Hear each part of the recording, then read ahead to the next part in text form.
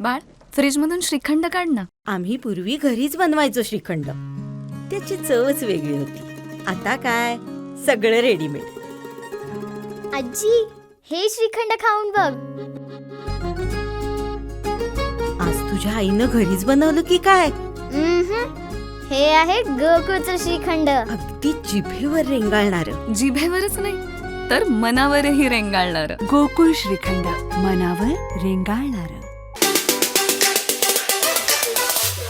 सहकारी असतं आणि बचत गट सुद्धा आपले माल आणि विक्री करत असतो. गेल्या वर्षी साधारण 102 बचत गट याच्यात सहभागी झालेले होते. त्यांची विक्री सुद्धा 50-60 लाखापर्यंत गेलेली होती. बऱ्याच लोकांचा माल पूर्ण संपलेला होता. काही गटांनी परत माल आणून विक्रीसाठी ठेवलेला होता. महिलांना काहीतरी एखादं व्यासपीठ मिळावं म्हणून बँक नेहमीच प्रयत्न करत असते. आपण जिल्ह्याचा विचार केला तर महिलांची संख्या आपल्या जिल्ह्यात जास्त आहे. बचत गटाची संख्या आपण अख्ख्या जिल्ह्यात बघितलं तर 15,000 बचत गट आहेत.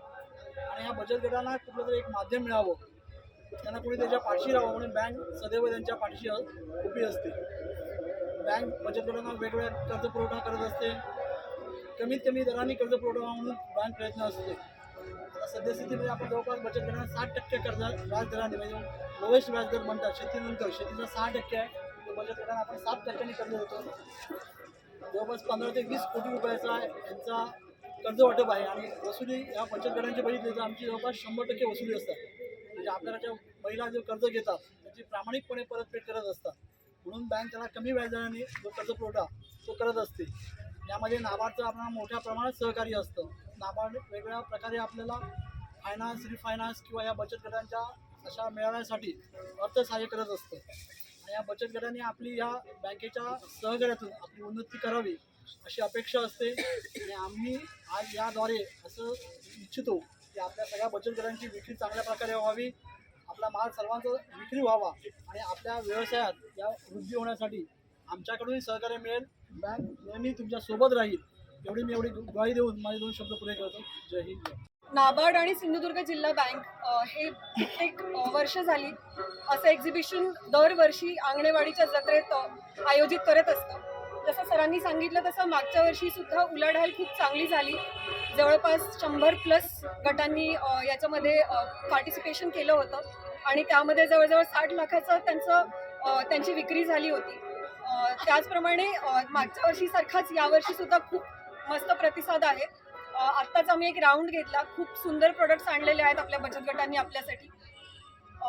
विविध प्रकारचे प्रोडक्ट्स आहेत. मग त्यामध्ये डेकॉर आयटम्स आहेत, फूड आयटम्स आहेत, हँडबॅग्स आहेत, अशा बरेच वस्तू आपल्या इथे आणलेल्या आहेत. नाबार्ड आणि जिल्हा बँकेचा नेहमीच हा प्रयत्न असतो की बचत गटांना एक प्लॅटफॉर्म उपलब्ध करून द्यावा, ज्यामुळे त्यांच्या उत्पन्नामध्ये वाढ व्हावी आणि त्यांची प्रगती व्हावी आणि त्यातूनच या उत्पन्नातूनच आणखी त्यांनी इन्व्हेस्टमेंट करून आणखी त्यांच्या मालामध्ये भर पडावी आणि त्यांची क्वालिटी इम्प्रूव्ह व्हावी. त्यासाठी म्हणून नाबार्ड आणि जिल्हा बँक मिळून विविध ट्रेनिंग प्रोग्राम्स पण कंडक्ट करत असतात. त्याशिवाय जसं सरांनी सांगितलं की जिल्हा बँक ही कमी व्याजदरात बचत गटांना लोन उपलब्ध करून देते. तर त्यांना ते उपलब्ध करून देता यावं यासाठी म्हणून नाबार्ड जे आहे ते बँकेसाठी व्याज परतावा भारत सरकारच्या वतीने चॅनलाइज करत असते. याच्या व्यतिरिक्त आणखी एक सुविधा जी जिल्हा बँक आपल्याला इथे उपलब्ध करून देते ती म्हणजे मोबाईल ATM बँक. कारण आपल्या सगळ्यांना माहितीच आहे की इथे मोबाईल नेटवर्कचा प्रॉब्लेम असतो, ज्यामध्ये डिजिटल पेमेंट्स करायला गुगल पेद्वारे, फोनपेद्वारे पेमेंट्स करायला प्रॉब्लेम होऊ शकतो. म्हणून इमिडिएटली कॅश विड्रॉ करण्यासाठी म्हणून आपण इथे बँकेची मोबाईल ATM बँक पण उपलब्ध करून ठेवलेली आहे. त्याचाही सगळ्यांनी वापर करावा. इव्हन बचत गटांना पण माहीतच आहे, तर तुम्ही कस्टमर्सला सांगू शकता की जवळच मोबाईल ATM व्हॅन आहे आणि तिथून इमिडिएटली कॅश मिळेल म्हणून. याच्या व्यतिरिक्त नाबार्डचे सतत प्रयत्न असतात की बचत गटांना वेगवेगळ्या पातळीवरती, मग ते जिल्हा पातळीवरती, राज्य पातळीवरती आणि राष्ट्रीय पातळीवरती अशा एक्झिबिशन्समधून प्लॅटफॉर्म उपलब्ध करून द्यावा म्हणून यावर्षीसुद्धा ग्रामीण भारत महोत्सव कंडक्ट करण्यात येत आहे. दिल्लीमध्ये लवकरच होणार आहे. मागच्या वर्षीसुद्धा न्यू दिल्लीमध्ये झाला होता. त्यामध्ये सुद्धा बऱ्याच गटांना या प्लॅटफॉर्मद्वारे आपल्या मालाची विक्री करण्याची संधी मिळाली होती. असंच आपण उमेद आणि मागणीसोबत पण काम करत राहतो आणि असंच करत राहू. इथे जमलेल्या सर्व गटांना खूप खूप शुभेच्छा. धन्यवाद. आणि त्याच्यामधला महत्त्वाचा उपक्रम हा बचत गटांच्या मार्फत त्यांना एक चांगलं व्यासपीठ निर्माण करून देणं, त्यांचं नीती धैर्य वाढवणं आणि त्यांना आर्थिक उन्नतीकडे घेऊन जाणं हा त्याच्यामागचा महत्त्वाचा उद्देश असतो. मला एक आठवतं की आम्ही कर्नाटकामध्ये एक जिल्हा आहे बिदर म्हणून, आणि या बिदरला आम्हाला एकदा जिल्हा बँकेच्या सगळ्या डायरेक्टरांना घेऊन गेले होते आणि तिथं बचत गटाचं काम बघायचं होतं. त्या जिल्ह्यामध्ये एवढं बचत गटाचं काम आहे, एवढं बचत गटाचं काम आहे की तो जिल्हा नावारूपाला संपूर्ण भारतामध्ये नावारूपाला आलेला तो जिल्हा. तर आम्हाला एका बचत गटामध्ये नेता येतं. बचत गटांचा एक महत्त्वाचा प्रॉब्लेम असतो की ते उत्पादित करतात, पण त्यांना मार्केट कुठे? त्यांचा एक प्रश्न असतो की मार्केटचं काय? आम्ही सगळे पिठी कुंडाची पिठी काय लाडू बिडू करू शकतो, पण असं एक व्यासपीठ घेऊन काय एखाद्या कार्यक्रमात जाऊन त्यांची जे रुटीन आहे ते चालणार नाही. मग अशा वेळी त्यांचं नेहमी असतं की तुम्ही पैसे दिले, आम्ही व्यवसाय केला, आता व्यासपीठ आम्हाला उपलब्ध करून द्या. पण त्या जिल्ह्यामध्ये आम्ही बघितलं होतं एका महिला गटामध्ये आम्ही रात्री साधारण 8 वाजता गेलो होतो. महिला गट त्या मंदिरामध्ये बोलवला गेला आणि आम्ही त्याला विचारलं की तुम्ही जिल्हा बँकेचे पैसे घेतले आहेत, आता तुमचा उद्योग काय? तर ते म्हणाले आम्ही सगळ्यांनी डेअरी उद्योगामध्ये छोट्या छोट्या म्हैसी घेतलेल्या आहेत आणि दुधाच्या व्यवसायातून आम्ही हा आमचा बचत गट चालवतो. तर दुधाच्या ज्यावेळी आम्ही त्या गावामध्ये जात होतो, 20 किलोमीटर आतमध्ये गेलो, तर त्या गावामध्ये ट्रॅक्टर सुद्धा जाणं कठीण अशी परिस्थिती रस्त्याची होती. ते रस्ता अतिशय भयानक होता. मग अशा वेळी आपण विचार करणार की दुधाचा तो क्रिएट आम्ही त्यांना प्रश्न विचारला की या गावामध्ये गाडी येते का, तुमची एखादी डेअरी आहे का, तुम्ही कसं कलेक्शन करता, विकता कसं? कारण मार्केट हा त्यांच्यासमोर आलेला महत्त्वाचा प्रश्न होता. पैसे बँकेने दिले, व्यवसाय त्यांनी करायला सुरुवात केला आणि चांगला व्यवसाय ते करत होते. त्या लोकांनी शक्कल लढवली की कर्नाटकामध्ये अनेक सिटीज आहेत की तिथे मिठाईचा धंदा मोठ्या प्रमाणात चालतो. तर त्या लोकांनी असं ठरवलं की दूध आपण तिकडे देण्यापेक्षा आपण खवा करायचा आणि एवढ्या मोठ्या प्रमाणात त्या गावामध्ये खवा व्हायचा की सगळा बेळगावपर्यंत, बँगलोरपर्यंत कर्नाटकामध्ये अनेक जिल्हे आहेत की ज्या जिल्ह्यामध्ये खव्याची आवश्यकता आहे. सांगायचं तात्पर्य एवढं की त्या लोकांनी असं मार्केट ठरवलं. असं कोण आता बचत गटाला सांगू शकणार आहे की तुमचं काय करावं लागणार आहे, मार्केट कुठे देणार आहे? तर अशा प्रकारच्या ठिकाणी आल्यानंतर अनेक बचत गट एकत्र येतात.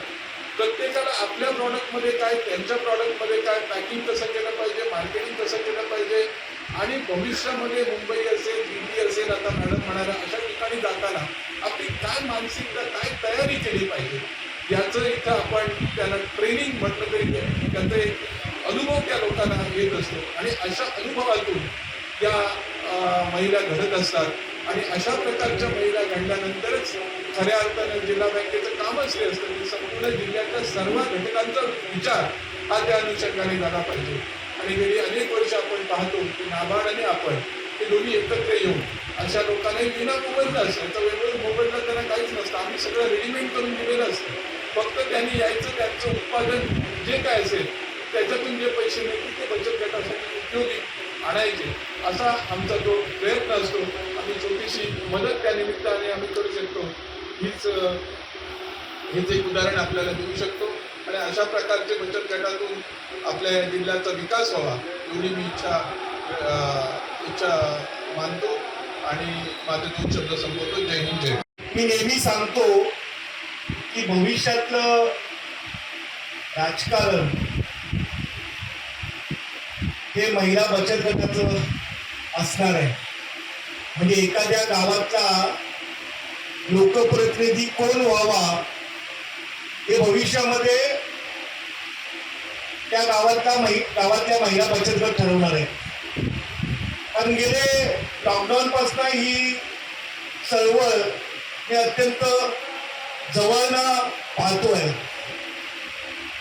हे उमेदचे जिल्ह्यातले असलेले ग्रामसंघ जवळजवळ 483 पेक्षा जास्त 569 ग्रामसंघ आहेत आणि या ग्रामसंघाच्या खाली जवळजवळ 10 ते 15 महिला बचत गट आहेत. म्हणजे केवढं मोठं नेटवर्क या सगळ्या टीमचं आहे. आणि नुसतं 500 पेक्षा जास्त ग्रामसंघ आणि 15,000 पेक्षा महिला बचत गट नाही आहे. तर हा जो उमेदची चळवळ जी आहे, ही उमेदची चळवळ आपल्या जिल्ह्यामध्ये जवळजवळ आत्ता त्यांच्या सगळ्या या महिला बचत गटाच्या खात्यामध्ये 80 कोटी रुपये 80 कोटी रुपये त्यांच्या सगळ्यांच्या खात्यात आहे. म्हणजे तेवढी मोठी अर्थव्यवस्था आपण या सगळ्या महिलांच्या माध्यमातून रन करतो आणि त्याची ताकद काय. दुसरी एक गोष्ट आवर्जून मला इथे सांगावी वाटते. मी गेले 30 वर्ष आंगणेवाडी जत्रेला येतोय आणि या जत्रेमध्ये मुद्दाम मी इकडचा व्यवसाय बघण्यासाठी फिरत असतो. काय बिझनेस आहे, काय मार्केट आहे, किती उलाढाल होते. आणि त्यानिमित्त माझ्या एक गोष्ट नेहमी लक्षात येते की इथे येणारा जो व्यापारी आहे, धंदा करणारा जो व्यापारी आहे, त्यातले 70% व्यापारी आहे बाहेरच्या जिल्ह्यातनं येतात. आणि अशा या जत्रेमधलं आपल्या जिल्ह्यातलं 70% पैसा हे बाहेरच्या जिल्ह्यातच घेऊन जातात. म्हणजे सोलापूर साखर असेल, बाकी वेगवेगळी खेळणी असतील, फळं असतील, हॉटेल सुद्धा बाहेरचे. पण गेले 14 वर्ष मला अभिमान आहे की आपल्या जिल्ह्यातल्या महिला बचत गट या ठिकाणी टेकीने व्यवसाय करतात. 50-1 लाखाची उलाढाल करतात. या सगळ्या महिला भगिनींचं, महिला बचत गटांचं विशेष मी अभिनंदन करीन की या जिल्ह्याची अर्थव्यवस्था बळकट करण्यासाठी तुम्ही एक मोठा खारीचा वाटा या ठिकाणी देतात. आणि दरवर्षी या महिला बचत गटांची संख्या वाढत चालली आहे. आणि सुरुवात झाली 2012 मध्ये 40-50 फक्त महिला बचत गट असायचे. आज 112 पेक्षा जास्त महिला बचत गट यामध्ये सहभागी झालेले आहेत.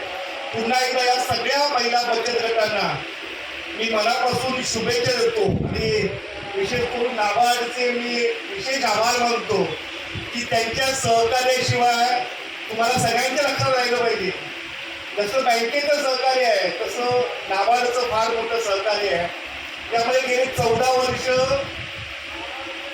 जिल्हा बँक हा उपक्रम राबवू शकले आणि जिल्ह्यातल्या महिला बचत गटांना बिझनेस म्हणजे त्यांच्या व्यवसाय वृद्धीसाठी मदत करू शकली. धन्यवाद. जय हिंद, जय महाराष्ट्र.